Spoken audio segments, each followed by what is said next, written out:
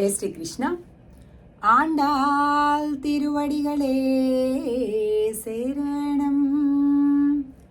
20వ పాసురంలోకి ప్రవేశించాం. ముక్కోటి దేవతలు ఒక్కటైనారు అనే పాట మనం బాగా వింటుంటాం కదా. అలాగా ఈవేళ ముక్కోటి దేవతల్ని ఒకసారి జ్ఞాపకానికి తెస్తుంది ఆండాళ్. ప్రార్థనతో కాదు, ఫైటింగ్ తోటి పోట్లాడుతుంది అన్నమాట. చూద్దాం. 33 அமரர்க்கு முன் சென்று கப்பம் தவிர்க்கும் கலியே துயிலெழாய் செப்பமுடையாய் திரளுடையாய் செற்றார்க்கு வெப்பம் கொடுக்கும் விமலா துயிலெழாய் செப்பென்னமென் முலை செவ்வாய் சிறுமருங்கள் நப்பின்னை நங்காய் திருவே துயிலெழாய் உக்கமும் தட்டளியும் தந்துன் மணாளனை இப்போதே எம்மை நீராட்டு ఏలోరెంబావాయ్.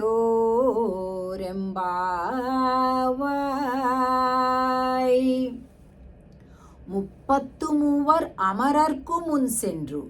ఏంటయ్యా, మేమింత కావాలి నువ్వు అని ప్రార్థన చేస్తున్నాం, పాటలు పాడుతున్నాం, వ్రతాలు చేస్తున్నాం, తెల్లారగట్లే లేచి బయటకు వచ్చేసి నగర సంకీర్తన చేస్తున్నాం.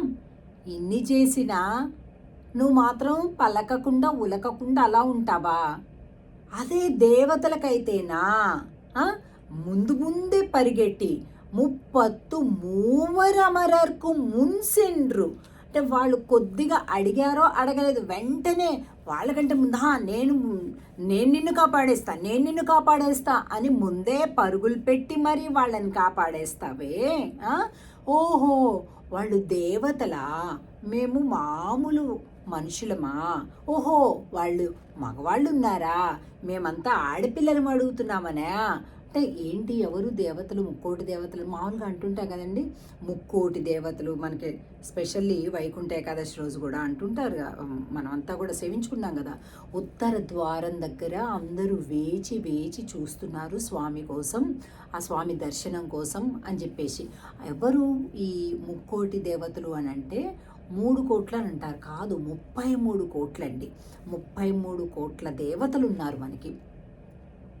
ఏం చేస్తున్నారు వాళ్ళు అంటే 33 అంటే కోటి. అసలు ఫస్ట్ మనం అర్థం చేసుకున్నాల్సింది ఏంటంటే, కోటి అంటే వందలు, వేలు, లక్షలు, కోట్లు కాదండి. కోటి అంటే వర్గము అని అర్థం అనమాట. ఆ వర్గం ఏంటి అంటే ఏకాదశ రుద్రులు, 11 మంది రుద్రులు ఉన్నారు. 12 ఆదిత్యులు, 12 మంది 12 ఆదిత్యులు ఉన్నారు. అష్ట వసువులు ఉన్నారు. 2 అశ్విని దేవతలు ఉన్నారు. ఇలాగనమాట. ఇంతమందితోటి ఉన్నదే 33 కోట్ల దేవతలు అనమాట. అలాంటి దేవతా వర్గానికైతే నువ్వు బాగానే కాపాడుతున్నావు స్వామి, మాకైతే కాపాడట్లేదు మమ్మల్ని అంటున్నారు. కప్పం తవిర్కుం కలియే తుయిలెజాయ్. స్వామి మేలుకొయ్యా.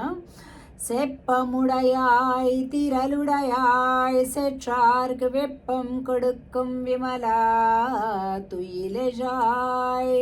అంటే శుద్ధ స్వరూపుడైనటువంటి వాడా అని అంటూ అటు అమ్మని కూడా నప్పిన్నై నంగాయ అమ్మవారిని కూడా స్తుతిస్తున్నారు. ఆ బంగారు భరిణలు పోలినటువంటి స్తన సౌందర్యము కలిగినటువంటి అమ్మ అంటున్నారు.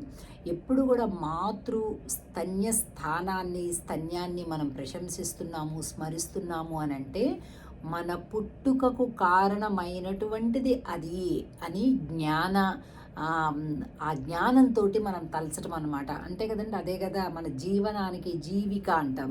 ఆ జీవనానికి ఆధారం అదే కదా. అమ్మ స్తన్యం లేకపోతే మనం లేము. కాబట్టి నమ్మ తిరువే తుయిలెజా, అమ్మ నువ్వే శ్రీ లక్ష్మీ అమ్మవారివి, నువ్వే కదా లేమ్మా.